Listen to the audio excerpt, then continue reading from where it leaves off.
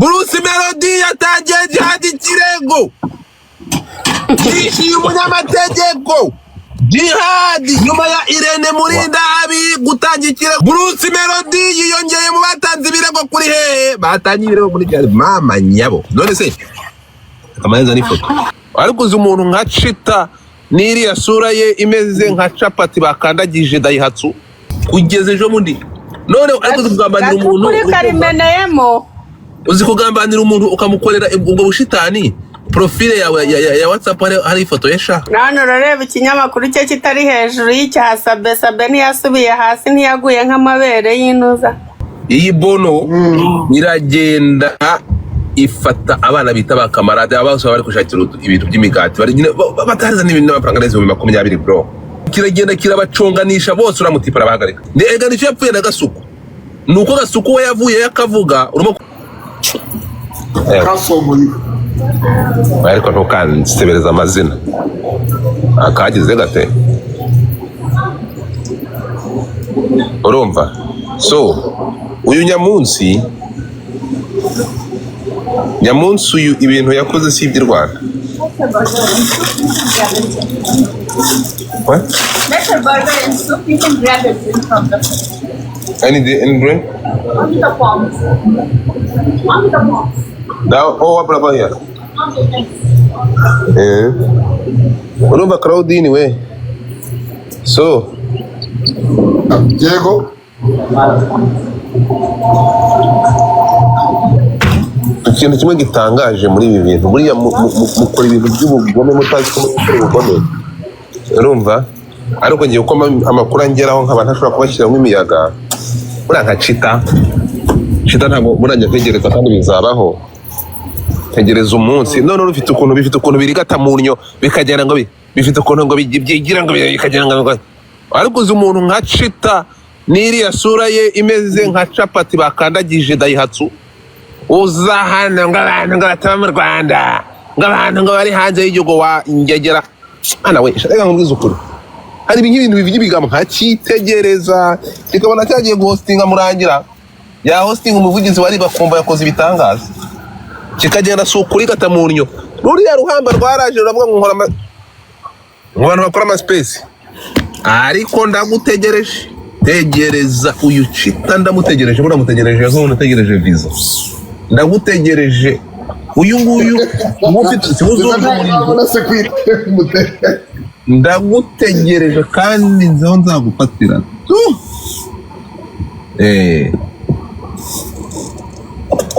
urumva.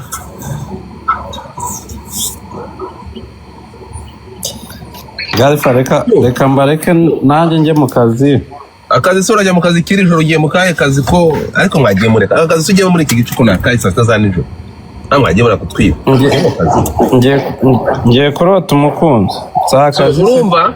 uvuga twibe mugiye mu kazi. Iki kigabo cyagiye imbere y'umuvugizi ngo urabona ngo haraba birabyita kuri gatamunyo birikirajya ni gute ushobora gufata abantu ukabashyiramo ngo urabona kabana ngo batugana ngo ntabwo ashyizeho ubwirenze gute wakirombowe. Bari ibintu njya mbona bro umuntu agakora ibintu by'ubugome kikagera kigashirishamo abandi. Iminsi bizakubwira iminsi iragufite iminsi izagukanda.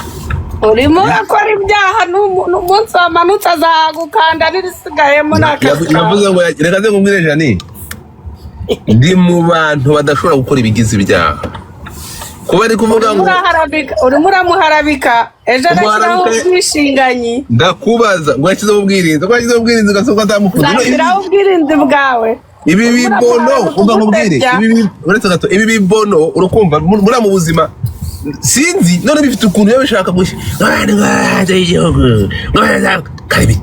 umwana hosting aribusha azagushyirishamo wumirwe n'iryo ryari risigaye azariturumbura none izi bono z'abahostinze imbere yacu ariko wagiye bakobewe ibi ngibi nta nubwo ryo umuntu abareba. So bafite ukuntu mfite nk'abantu reka nkubwire ikintu kimwe nani Janine aba n'abantu baza nabivuga gute ngiye buriya umuntu wese ushobora kugirira ishyari mugenzi urukumva buriya umuntu wagize ishyari urukumva uwo ngo nta kintu aba atakora buriya umunyeshyari aba ushobora no kwica umuntu ishyari ni ikintu kibi ishyari ryatumye Gahini icyiza ni uko bivuze twarabivuze hejuru nimugoroba ishyari ryatumye Gahini yica Abeli iki gihamba uzi ko Sabe yafashe Nyamunsi akamuvana muri Kenya akamugarura yaragiye kogosha ashaka ngo yaragiye kwidekara yaragiye kogosha ibintu by'ubugoryi yaramugambaniye azana ngwino ndebe buriya nkurikira akantu ku kandi kugeza ejo bundi none ariko kugambanira umuntu kuri karimeneyemo uzi kugambanira umuntu ukamukorera ubwo bushitani profile yawe ya WhatsApp hari ifoto yesha kamarene abantu ko ari babi niba babwira ngo nta muntu numwe nzigira mpa access mu buzima bwanjye baza gukaraba none urareba ikinyamakuru cye kitari hejuru y'icya Sabe ntiyasubiye hasi ntiyaguye nk'amabere y'intuza ntabwo bishoboka sanyi ndi kukubwira ntibishoboka ibi ariko ari guserebura agashyira wigi ku mutwe dore bro gushyira wigi ku mutwe ariko ntakubwiza Sabe yaraguye nk'amabere y'inkumi dore ubundi ari ku isonga urabona atarimo ntabwo reka nkubwire Janine ntabwo bikunda biriya nuvuga ngo ni nko kwiba umugisha wundi ntabwo wakwiba umugisha wundi ngo umarane kabiri ntibishoboka uru rutipe ngewe reka nkubwire kitari inshuti yanjye nta kibazo navuga ntabwo niyo nivuga ngo ni inshuti binge byo kuba umuntu ushobora gufata telefone ugahamagara undi mukavugana ukamubaza bite nyine aricyo sizi uri kubyumva nta ribi nta kindi kintu ariko nkimara kubona ukuntu afite umutima wijimye buriya Chita afite umutima umeze nk'isura ye rero arukara dagaye no uriya mugabo yafashe abana ba kamarade urumva hari umutipe waje bita ahantu nakarabiye kino kigabo yafashe hari umutipe bita ntuza nani mu marishari nani afite akora ibintu bya ntuza akora ibintu bya real estate urumva acuruza ibibanza yatanze akazi njyewe ndashaka kwigira i Kigali uramenya ntasanga umukuru wa RIB anegereje kuri airport nsimbuke sindi kumwe nawe uvuga umuhungu w'abandi wenyine urukumva iki kigabo kiragenda gifata ntuza uretse nta wasimbura isimbi ibi biboro byo wanditsemo ndakuborotsa wa kiwerewerewe ukareka ibyo bintu shaka kumanurira live urumva iyi bono iragenda ifata abana bita ba kamarade abose bari kushakira ibintu by'imigati bari nyine bataza n'ibintu n'amafaranga neza 20 bro mani kiragenda kirabaconganisha bose uramutipara bahagarika kirabirukanisha gisigara kimwamariza wenyine ega nicyo yapfuye na Gasuku nuko Gasuku we yavuye yakavuga urimo kunyumva waragiye rusopanya abantu bose kandi yari company yafashaga abantu bose jewe okay je uriye nawe ngiye nta ikintu byambangamiyemo kuko urabizi ngiye ntabwo ibintu byo kwamamaza rwari n'ibintu byajye ariko rwaragiye rusopanya abantu bose bro ba kamarade barirukana ba Gasuku bajugunya hanze rusigara rwonyine so ntabwo ushobora rero igihe cyose wumva ko ugomba kubaho ukikubira ugashyira muri icyo gifuka cyawe cy'igifu ntabwo bikunda ugomba kumva ko ugomba kubaho umuntu wese ugira ishyari ngo dufata nta kintu mvugana nawe kandi Nyamunsi yarabikoze uriya ni wewe ariko nkimara kumenya amakuru y'ukuntu yagambaniye nani Sabe naravuze ati ngo dufata uva nkubwire reka nicare hano ariko iki kirere kiba gisa nabi haje wita nibaca umugani mu Kinyarwanda se ngo mbwira uwo ugendana nawe nkubwire uwo uri we none so uyu mutipe yakoze ngewe nta kindi kintu njya fana abantu umutima mubi umuntu yakora amakosa yakora ibyaha ariko umuntu ufite umutima mubi umutima utifuriza abandi neza ngo nta kintu mvugana nawe ururagoragiye ngo nabene rufite ukuntu rujya rusopanya abana gwaraje no murabene gwaraje ngo bakora ama space ngo badafite amashina ngo afite amashina nk'ayimbeba mu gitondo baruje kuri live yaje kuri space nararufashe bantu ndarufatamura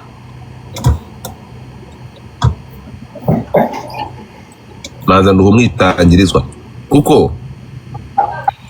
ndabizi nawe ufashaga akanusiga umeze nk'intuza ntabwo ari ibyo ntabwo ari ibyo ntabwo wamukanze no narakibwiye ngeze ko mvugira ko ntabwo mvugiranye n'amavumbi kumuvumba ibyo ngibyo urabizi urimo kumva naramubwiye nti wamase we urankorera iki muri live wavuze ko live ngo za izi ngizi rwahise rutumuka ngiye kuko ntabwo ushobora kumpeyinga urumva ntabwo ushobora kuvuga izina ryanjye ariko umuntu kuvuza ntabwo muyoberwa ikirere ntigisa neza ikirere kiraryoshye urumva utwaye akamodoka gashaje sawa nyine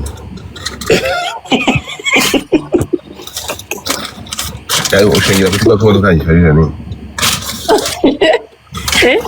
ushingira kutuba kumodoka gishaje sinayirebye wayire bisanga ishaje sawa nyine ishaje nka nyirayo ishaje nk'ubutaka bw'intuza yewe niba imodoka yanjye ishaje komeza shaka uzasaze nkayo gasaza kangahe niko dore mba ndi kubamenya abo aho gasayida kaje karanashaje ariko ntaribi imodoka yanjye ishaje urumva yireka isazi urumva ariko twikomereze ijana nuko gashaka umugati wa kibwa shanari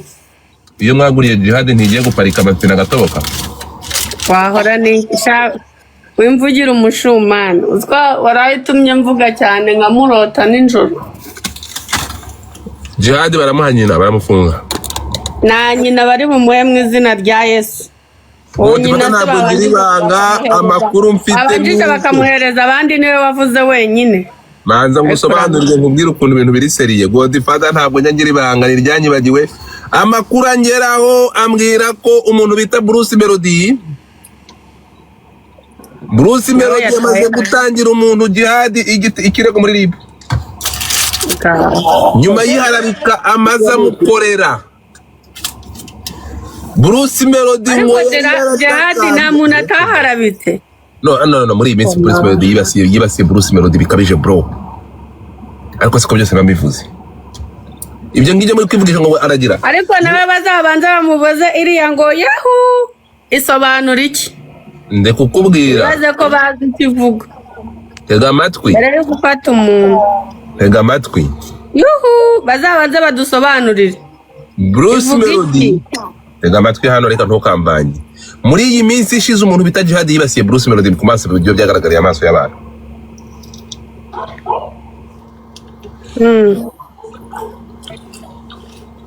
yinjira mu muryango we afata umuntu ufite izina avuga ko yataye umuryango akajya gushaka imaraya abana nayo ibi bintu byose ntabwo muzi ko bashaka kujya ku muryango wowe washyize amafoto hanze se natwe twese nimba aricyo twaravuze si we yisohoreye amafoto hanze ari kumwe n'abo ari kumwe nabo reka uvuge ko aba ari abayutuba ibyo uzasohora byose bazabivugaho urumva aba ni abayutuba barasesengura Godfather ndakumva najya gusesengurira amageragere narakubwiye ejo ngo twese turi ku murongo ahubwo buri umwe wese amenye inomero ye kakubwiza ukuri buriya iyi life iraryoshye urumva uragiye Godfather we nuratanga karibu byibuze abantu muri ntacyo yaku Godfather ujye wicara nawe ubuzi kuri ku murongo kuvuga ngo wicaye muri Canada ntabwo wicaye mu ijuru my friend abantu muri kunyandikira mvuge ku ntambara zo muri Kongo ndababujije urumva bajye kuzireba kwa Scoville mujye kwa urakoze cyane si uriyo sikubaza wicaye muri Canada muri Snowy ntabwo babanza bakareba Snowy wicayemo bajye kuzireba kwa Scoville ni uriyo Godfather bajye ku Ikaze TV navuganye n'umuvugizi wungirije Barinda twavuganye ku Ikaze TV bazadusobanurire yuhu sawa ko niriya yuhu sha bazatubwire. dore hasi muri comment umutinganyi Jihad babe bamucumbikiye nk'imyaka 5 imageragere baraguha bene wanyu baramucumbikira 5 we bazaguhereza 20 wanzererezyo imyaka 5 niwe ushinzwe ni wowe ushinzwe guca imanza ngo umutinganye se ubwo yatinganye nabi wanyu ko muba muzi kuza hano mwishanukisha muricara mukajya aho ngaho mugacira umuntu imanza nta n'isoni ngo umutinganye Jihad. Hari uwiwanyu yafashe yaryamanye na so, yaryamanye na mwene wanyu, musaza wawe mwene wanyu, urinda wita umuntu umutinganye uhereye ku cyubundi kari nayo yayo Jihad atangira kuvuga ngo Jihad yatukanye. Umugabo bwaseke bohe bihore nabo narababwiye ngo hano kuri iyi si ukiri hano ku isi ugihumeka uri ku murongo, ahubwo uri kuri nomero ya kangahe. Uraseka Jihad, uramuseka amajyepfo, aje tuzatuguseka amajyaruguru. kabano kamuhiya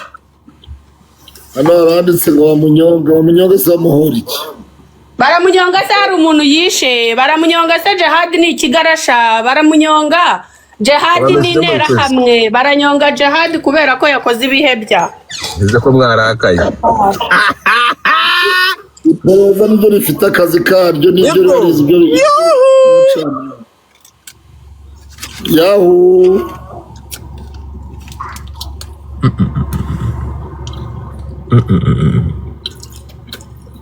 arangiza kudiviza ngo nishaka umugore n'abagumye wabo buryo yaravuze ngo naruhukire mu mahoro, ndabaza ntese kuruhukira mu mahoro ko ari indirimbo y'uwapfuye ngo narimbu ni umubyeyi n'abaruhukiye muri iri kuko buryo yansubije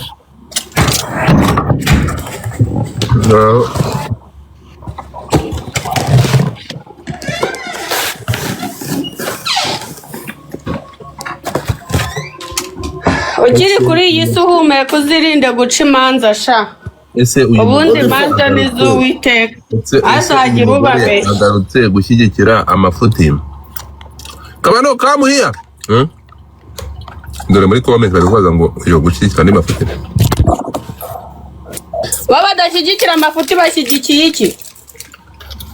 Ese kuki mwicara ariko ngiye sinshobora kumva nibi bintu by'aba bantu man. Kuki mushobora kumva ko Jihad yarabyukaga mu gitondo akarota wagomba kubyuka gatuka yatukaga batamushotoye. Ubu tuvuga uyu nguyu Pastor Claude ibiganiro byose yakoze hari abamuhaye se bamuhereza nyina ngo yapfushije umuntu arimo arasabira ku mirambo. Ubu ngo bagiye hari agasubiza bari abantu mwaza mukamurimiraho amasinde. Urumva avuga kuri Vestine, yavuze kuri Vestine icyo kirego numvise ngo bajyanye muri news. Uriya Jihad ni we wakoze ikiganiro cya Vestine wenyine, amwagiye mureka gukoresha amarangamutima. Buri umwe wese arimo araza Jihad yishyuye kuri stati yiwe ya Instagram. Thank you. Sibyo navuze ejo batanze amakuru n'abasesenguzi nabo barasesengura bajya bamenya ibyo bashyira ku karubanda ariko baragize ubukwe bwabaye live bwanyuze kuri YouTube. kabano ntabwo rero ari muze kandi bakoze amatanwa mu ruhara kandi nibyo yuko ibintu byose biba bifite impamvu. ndakubujije Rode aya bajya bagabanya umuntu shaje nisubiraho ni wowe uzakurikira nzagoma mukunda nzahora muvuga nta munsi n'umwe nzarorera kuvugira Jihad. Agati gateretswe n'Imana ntigahungabanwa n'umuyaga. utagabanya uburyo ukora nk'ibiganiro uzakurikira Jihad urahubuka. Ntabwo tubayeho ku migambi y'abantu, ahubwo tubayeho ku migambi urinda wamutega iminsi Godifa, urinda wamutega iminsi wowe ibyo uvuga umunsi wose urarimita. Godifa ntabwo tubayeho kuko abantu mubishaka cyangwa babishaka, tubayeho kuko Imana ibishaka. Uyu munsi nijye undi ni wowe, nawe wafungwa nanjye nafungwa n'undi azafungwa, nzapfa nawe uzapfa nabo bazapfa. Nta muntu n'umwe muri iyi si wiremye, twese twaremwe n'Imana kandi amaherezo yacu twese ni mu butaka. ikindi koro turi ku murongo buri umwe wese ari ku murongo uyu munsi ushobora kuba utazi umurongo uriho ariko ejo isi ikakwereka uwo uhagazeho umuntu akomera akomereye muri vewiti bwa Kigahirima undi akagenda mu ndege ikagwa mu nyanja undi akagira amafaranga akahinduka ibishingwe cyamunara zigatezamo ibiti byose uburwayi bugateza butandukanye ntawe ukomeye muri iyi si baho rero usibye Imana ishobora ibintu byose ibindi byose urabivuga nabi ngwejo ni wowe ngwejo ni kanaka ubuse mu byima n'ikintu ubiyifuza ashobora kuba yapfuye bakanera umujinya twagira ngo Jihad hari umuntu yariye Godfather ishyari ry'abanyarwanda ishyari ryarabamaze maze ko umuntu ashobora kukwifuriza ikibi bwacya mu gitondo ugasanga atakiri ku isi bitewe bamuha views bagatuma avuga kuki bareba ibiganiro bye kuki bamufollowinga shaka bana umbaye kure suko ugira ngo akoze ikiganiro akagira views 0 hari uwakongera kumureba yabireka yashaka kandi karimo kamaboko so ikintu gitangaje rero ni ukuntu akora ikiganiro bose bakirukirayo bose babyuka bajya kumureba merci mamye neza ko ba Godfather bumvishe Godfather reba aba followers Janine oui urabizi iyo ikiganiro iyo ntwaye ikiganiro listen to me iyo ndi kuvuga ku biriho do not compare kandi urubikora ntago compare ngenda kubwiye ngo wumvishe hari ikindi bvuze ngo usabe ndakubajije nimba wumvishe kumva no gukompleni reka ndani ifoto ya Bruce Melody ari kumwe na Jihad yamukoze ikiganiro ko niyo nkuru ngiye kuvugaho jewe reka mvuge ibiriho none se Godfather nabaze kumenya amakuru Bruce Melody yatangiye Jihad ikirego yishyuye umunyamategeko muziki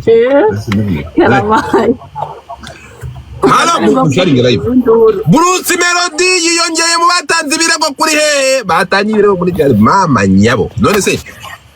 amaneza n'ifoto oya ni ikibazo rero urukunyumva iyo mivuze gutya ngiye mvuga ibiri kuvugwa turabizi ko uvuga ibiri kuvugwa urakoze cyane harwo ndavuga ngo urumva ngo Jihad nyuma ya Irene Murindahabi gutangira ikirego ndiyewe urukumva umva rero umva nkubwira nani Janine hano batubwiye ko ari ibirego bingahe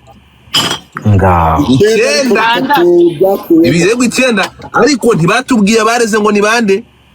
Godfather ngiye gukorera abantu hano ndi kugenda mvumbura ibirego urukumva ndi kugenda mvumbura abatanze ibirego nkabibigira abanyarwanda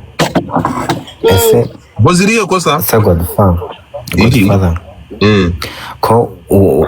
uwareze biriya byose wabiteje banabonye ibintu byandika ngo yaratorotse wabiteje ninde zagaruka ngo yasezeye wabiteje ninde wa mwana wakoze video ya mpano ntabwo ya mpano yatorotse mujye mubasha gusobanukirwa ibintu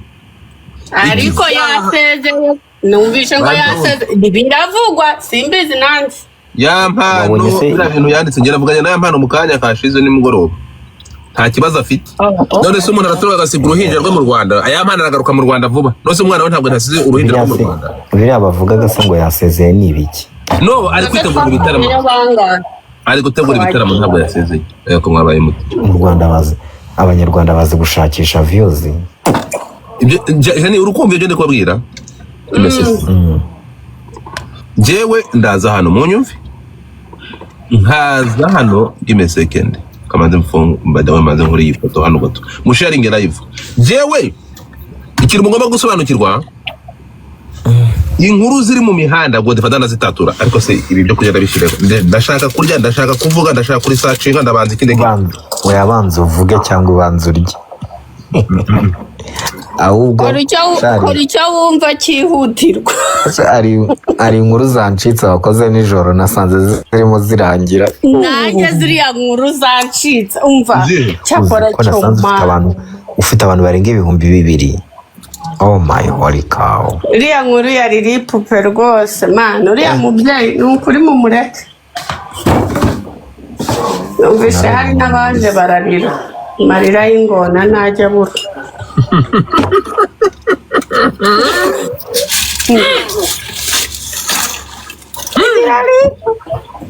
Amarira y'ingona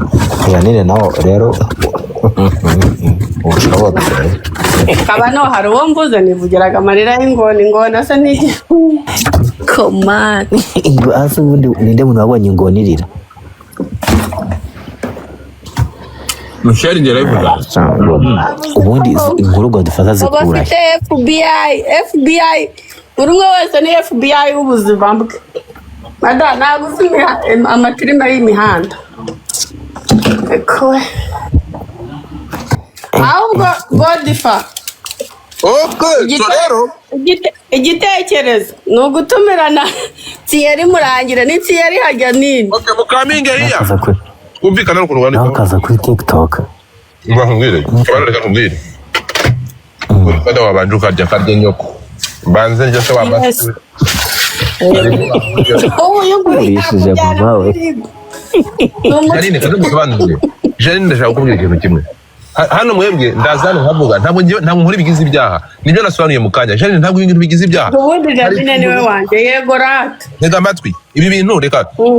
itangazo breaking news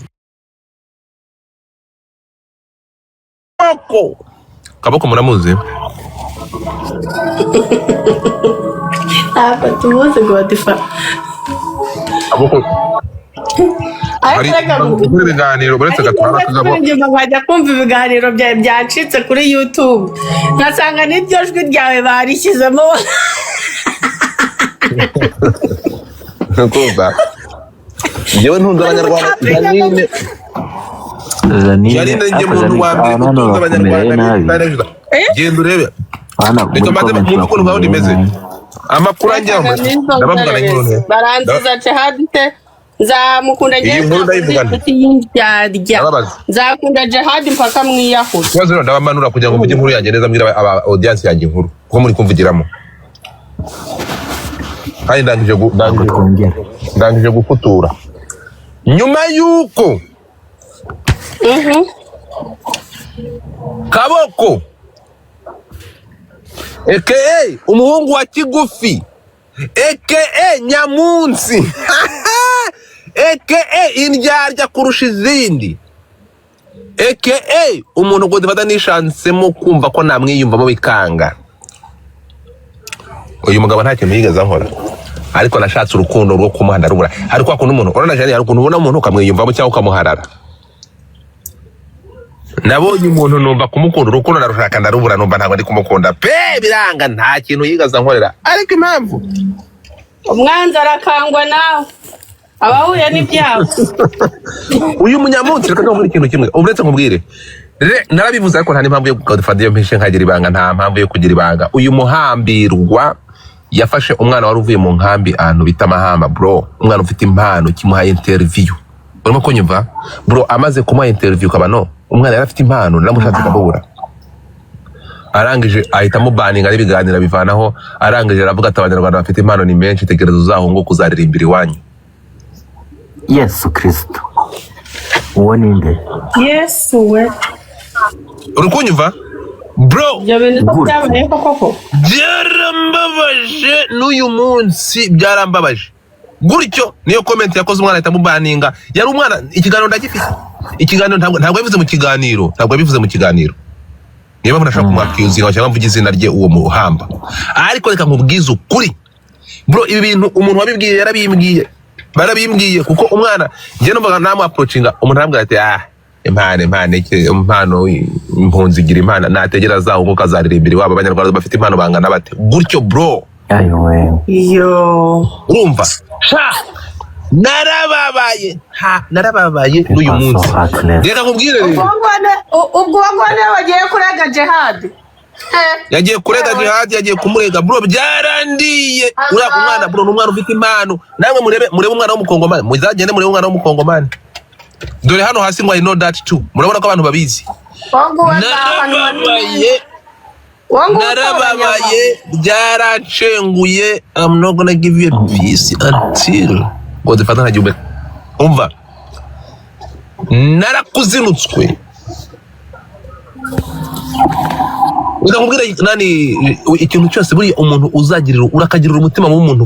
ufite aho yishima bane gufatanya umuntu n'agahinda n'akababaro. Umwana wiviye mu nkana umuntu mufitanye amabifu Godfather. Yes, ariko umwana uja kugana ntabwo wasonga impunzi bro. Umwana uja kugana kubera ko ngo ari impunzi. Come on man, ukavuga ngo abanyarwanda ndakubwiza ukuri narakuzinutswe. Ntabwo ngiye nkunda community yanjye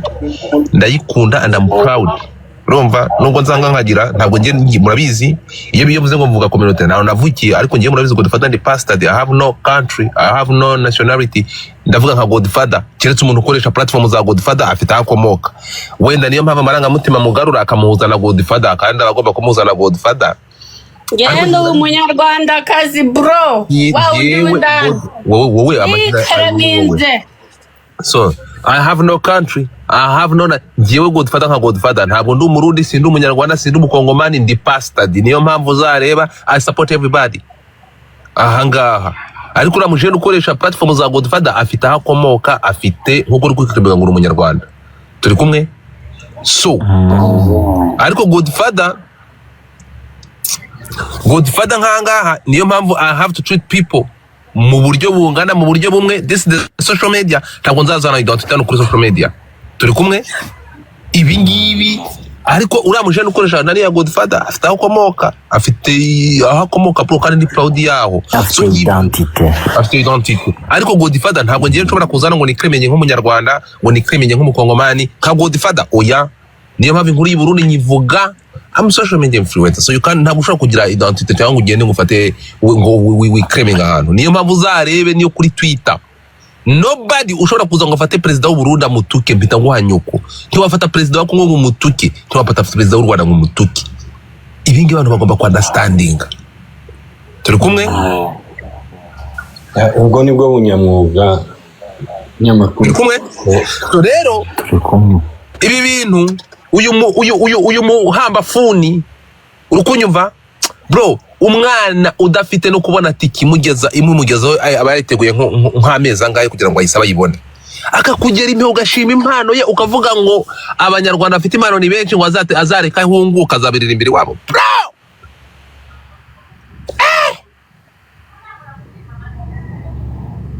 ni amasharimani. Ariko Godfather ibyo bintu byarabaye koko serious right? Bro kuri muri comment bari kubyandika se ngo barabizi, ariko si ijana nuko ubizi ngewe ngira mu nyangire cyangwa ngira urwango. Hari ibintu ngera ashobora kugira Godfather abantu ukuntu bateye iyo wizamuye ukagerayo bagukomera amashi iyo babonye uri mu byago cyangwa hari ikikubayeho. So rero icyo kintu kimara kuba narakwanze urukumva ngera ngo nyapfa kuko kira kintu cyarambabaje urimo kumva kimbabaje ndavuga nta kure nta kindi nabikoraho, ariko reka nkubwize ukuri ntuza jewe umuntu wese uri wiki umuntu wese ukeneye ukuboko kamaze ikintu kimwe gufata urutugu rwawe ukaruhereza mugenzi wawe akaruruhukiraho bigutwaye iki. Ndabwira abantu hano Janine aya masaha ntabwo gore baga yavuyeho tubizi none uza nafashe ndabwira abantu avuga ati social media hanga higira amafaranga ni muze abana b'abakobwa ni muze mukora ama content mureke gutanga imipuri kugenda mugatandaraza mugatunga telefone mu bitsina byanyu mukohereza abadiaspora akabareza $100. You can make this man on this platform. Ndabibereka banza kunyura hirya no hino mbabwira ko ari umwana Rwamagana ngafata byose ndabibereka. Turi kumwe? Ariko umunsi ko nkorera amafaranga mwagize ishyari murakatuma muzagira ishyari ngo dufata amarongo na change. This is me. You can change anything ku igeno ryanjye. Turi kumwe? We are the hustler. Wowe urabizi uranzi bro. Twatoba. Turi kumwe ku buryo nobody ariko ngiye nkavuga ni it's okay. Kubaninga abantu basigaye bazana ngo ntabwo ngo namukanda huraga kandwa amaso avemo uzanga kunkandaho hano. You know gonna brace me ariko reka mbabwira ukuri. Ibyo mwakora byose check in my gallery. Ntabwo izi social media I make money on these social medias menshi ntabwo nababwiye ko hari uburyo uburyo 13 bwo gukora amafaranga kuri TikTok yonyine ntabwo ari ubwo bwo hostinga gusa turi kumwe ntabwo ari ubwo bwo hostinga hari uburyo burenze bumwe bubiri butatu bune butanu kugeza ku buryo 12 na butatu ubu ngubu ni bumwe muri bwo ariko umuntu wese ufite umutima w'umwijima niyo mpamvu ngiye najya ndabameshoni kaza nkavuga ati Chita ntabwo wakabafashe umwana ugiye guhabwa akazi na Marishari kuko umugirira ishyari kandi atera kutwara ku mwanya uriho ari ukubonye umwana ufite platform YouTube channel ugifatafata bagiye guhereza 50 yishyura inzu ukamugira ishyamba bakamwirukana why teka nkubiza ukuri nyiri roho mbi imugwisha ku gasi roho mbi gwisha nyirayo ku gasi romba so breaking news kare garukire mu nkuru ibi bihamba babinyuzemo nyine Amerika nzamukana urimo kumva amakuru angeraho nyuma yuko ngiye kubabwira ibirego mu birego bitandatu batubwiye hiyongeremo ibirego bikurikira uwo bita Nana cyangwa Natasha kuva muri Australia amakuru ambwira ko ikirego cyamaze kugera muri RIB yamaze no kwishura umunyamategeko kubyo Jihad yamukoreye ahangaha umuntu bita Irene Murindahabi yatanze ikirego agitangiye umuntu bita Vestina ngo bitewe n'ibyo Jihad yabakoreye amakuru yarayangezeho nuko umuntu bita Bruce Melody ngo nyuma y'ibyo yakorewe na Jihad mu minsi ishize yo kumuhungeta no kumuharabika niko birego biri kuvuga Bruce Melody yafashe umunyamategeko ahita afata ikirego acyohereza muri RIB game over ariko ndagira nti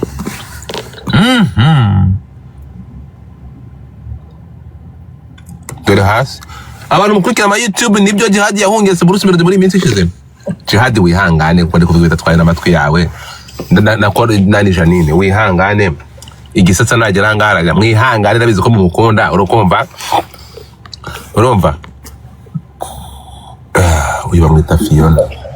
kubera ko Jihad agenda agarukaho no kureba ibirego bingana gutyo kubera ko niba ari kumubeshyira cyangwa se ni kubera ko we abindiri cyangwa se akoreshwa ibyo byose akareba ibyo bingana gutyo aba ariko kazi yakoraga umva nakangubwira ibya Jihad uriya ngo kubera ko bazi ko nyine adashobora kwivugira cyangwa se ngo abe yasohoka ngo avuge buri umwe wese aravuga ibyo ashaka ubu nabahaye rugari nababwira nese baramurega ibirego bidafatika bidafite ibi bintu abwirwa n'iki se tuzabimenyera mu rubanza rega none se ubaka akanya ko buri umwe wese aravuga ngo nzabarare uriya waje kwitakuma numba ari uwo nguwo Nana yavuze avuga ngo yareze Jihad ntibari basabanye imbabazi byose byarangiye umukobwa cyashaka munyana Jani reka nkubaze nose baramurega ibirego bidafite aho bishingiye nabwirwa n'iki ko ntari kumwe nawe none se abamurega ntibafite ibyo barega bashingiyeho uburetse mubwire Jihad ikintu ugomba kumenya nani Janine Amajide Black asabye imbabazi arangije uburetse ngombwa kumenya ngo na DJ Felix yagitanze so nukuvuga ariko reka ngubwize ukuri yapfuye ntawe utayishunaho nukuvuga ngo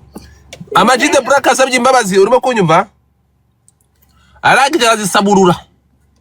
imbabazi bazisaburuye nabwo rero sibyo uso watanga imbabazi ukisubira ku mbabazi kubera ko abandi bari kurega yego none bazajya baza bisubiremo none imbabazi barazisaburuye yego ariko se ko muri guhigima ariko reka mbabazi ago difa ibi bintu biracyanganyikishije umuntu bamurega ibirego bigana gutyo n'abamubabare bagasaba bakamubabara bane barukumuhabara siba bavuga ko ari sakagambane haraza kuzama akagambane nawe nta kintu biratangazwa ibiregaregwa ibyaregwa nibyo twumvishe n'ibirego bitandatu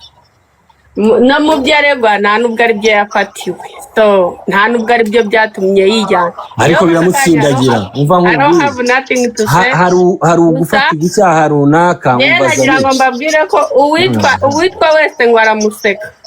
uyu munsi uramuseka amajyepfo ejo azaguseka amajyaruguru ntawe umuseka ariko turi kwanariza ibiriho ibyago bya mugenzi wawe kubera ko buri umwe wese ari ku isi yanyagirwa isi ntisakara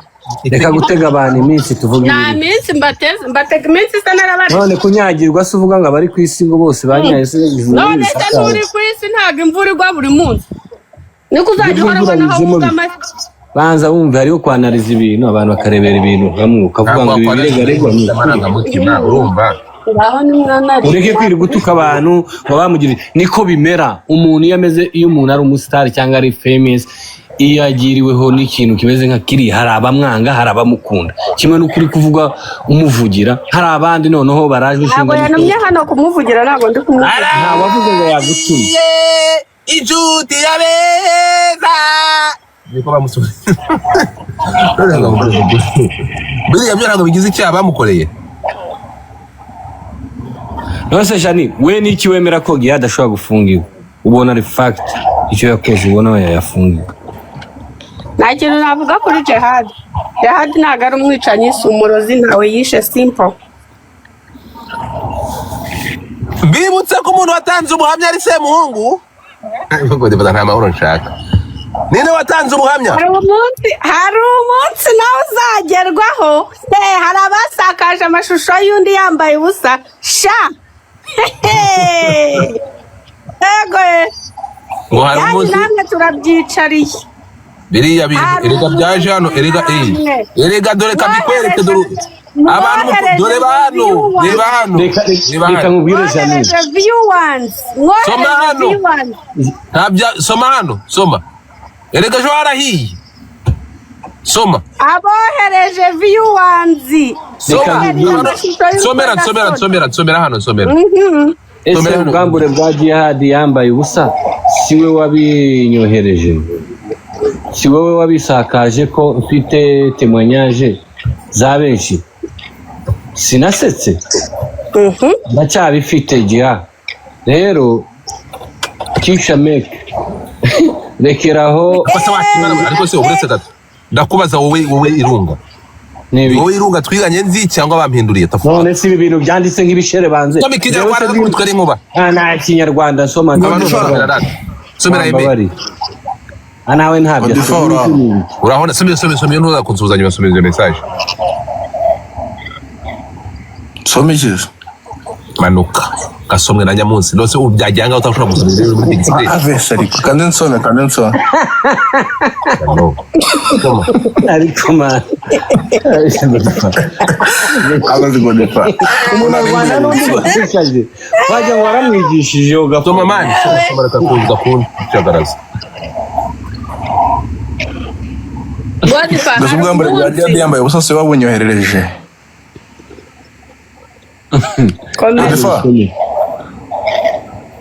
komeza irunga uranyumva ndakumva nakumanura byikorere tafaka akose godefa mbabariye manzi yo kuryama isomerera numara gutapira ngiye kumugaruka tafaka kandi reka no listen reka nisomere ahangaha umuntu bita Eric Semuhungu yoherereje riri pupe voice note imukanga kamanze nyibakinire yego yangezeho rwose ngiye muranzi amaze kumwoherereza voice note yashaka kumubwira amukanga ngo va mu mihanda ngo va mu bya Jihad reka mbikire akose wamyutinze wamyutinze kabano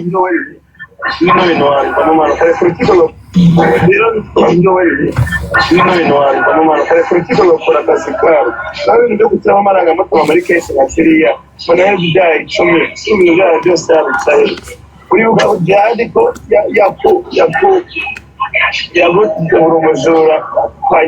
nyiramukara ngo wamwibye agatambaro yo wibagirwa vuba pe wibagirwa ko porotede ubundi kumva ngo yifashije gusa uwo muntu ari umwana mwiza kuko umwana muri ku bantu bose naho undi iyo ntaboneze kujya hari abo tugana gutukira si tegereza bagutuka n'uzajya kurema naho undi bye ntabwo bantera ubwo bashira isamba iyo ni mu nyangire none se niba yaramututse ibyo byo kuri bimwe bya zamani urabizana uyu munsi ngo bigende bite ahangaha rero gore yahise riri amwoherereza iyi message uva kuri zanjije zitazi gusoma nk'uyu nguyu wize irunga wize itangazamakuru kuko adashobora gusoma iyi paragraph uri muzima akimara kumwoherereza message yagize ngo ese ubwambure bwa jihadi yambaye ubusa, si wowe wabinyoherereje, si wowe wabisakaje, ko mfite témoignage za benshi sinacecetse, ndacyabifite ja, mvugira ngo ja, nuko mvuga ko mfite ibimenyetso, ndacyabifite ja. Rero cisha make, rekeraho kuntuka nzira ubusa, ndakuruta, nyubaha, mwumve umve, sikiliza hapa. Ahangaha gore yaragiye kuri wowe witabira iripo, baravuga ati wewe va muri ibi bintu, reka kuvugira nani jihad. Ibi ngibi ntanemera ko mugomba gufata umuntu kubera yavugiye, mureke umuntu akoresha amarangamutima ye. Niba jihad bagiye kumuzirika, abantu bagahaguruka bakamuvugira ari inshuti zabo, mubareke bamuvugire, mureke abantu bamuvugire, ni uburenganzira bwabo. Niba bumva bagomba kumusapotinga bakamwishyurira abanyamategeko, mureke bamuvugire, turi kumwe. Ariko mureke n'abantu batanga ibitekerezo uko bashaka, mureke kugira gute. Eric rero kohereza iyi voice note yohereza Lilipo bakamubwira ngo nave muri ibi bintu, bareke kuvugira jihad ahangaha, reka kumubiriza abantu kugira ngo bamwamagane. Icyo gice ntabwo cyemera, urukumva. Icyo ni kimwe. Ari mpamvu ejo nafashe side yande ya Lilipo, turi kumwe. Ntabwo umuntu kuba bamenya amakuru ngo muri bamushakiye abanyamategeko, ahubwo niba mufate bamugire bagira bate, amwishyura abanyamategeko bose bashoboka. Reka tugaruke gato, turi kumwe.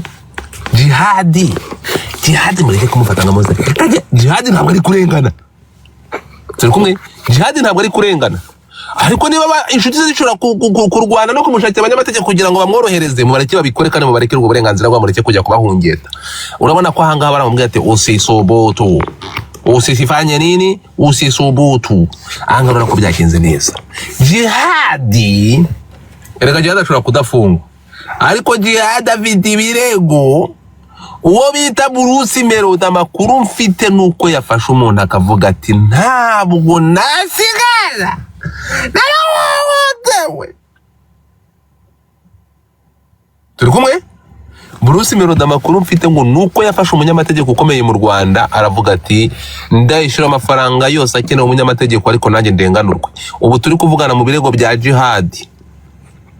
mu birego bya jihad hiyongera ikirego cya Bruce Melody, nyuma yuko hiyongera ikirego cya Irene Murindahabi kubera Vestina. Ariko ho noneho amakuru yangezeho n'ibitangaza ngo Vestina umuririmbyi uririmba, umubyeyi uririmba indirimbo ziramya Imana zinayihimbaza, urimo kumva indirimbo ze urukumva, ngo yanze ngo mu byatumye atava muri Canada agasigarayo ngo ni jihad bro, ngo yasabye ubuhungiro kubera jihad. Ariko Rwanda ngo muri kumva. So ahangaha urumva ibirego bimaze kuba bingahe? Hari ikirego cya Fiona, hari ikirego cya Bruce Melody, hari ikirego cya Keza, hari ikirego cya Irene, hari ikirego cya Nyashiresi wa undi yise Mifupa. Ibirego ni byinshi, umva. Hari ikirego cya Yampano. Jihad baragukubita ikintu bita igihanura mera umusatsi ureke kuba nk'akabano, urumva. Iyo bivuze gutya, jihad ntabwo ari shyashya, jihad ntabwo ari shyashya, jihad ntabwo ari shyashya. Ibi ngiye tuvugira ya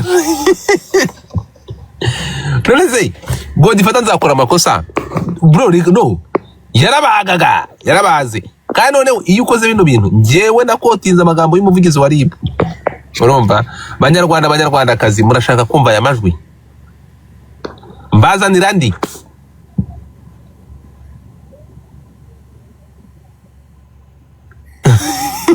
yarareze nta muntu ngo hari n'undi ngo jyaje ngo hari ifite mu modoka ngo nawe agiye kumurega. Ubwo nawe undi wava mu nzira madamu nawe azamurega, n'ubu yava mu nzira madamu nawe azarega. Ko naragenze ndabona, urumva. urumva umuntu jihadi yateka agasonga bugari ngo yanze kukamusubiza yatanze ikirego muri ribu mu ntiza mahamanya kandi inkuru ja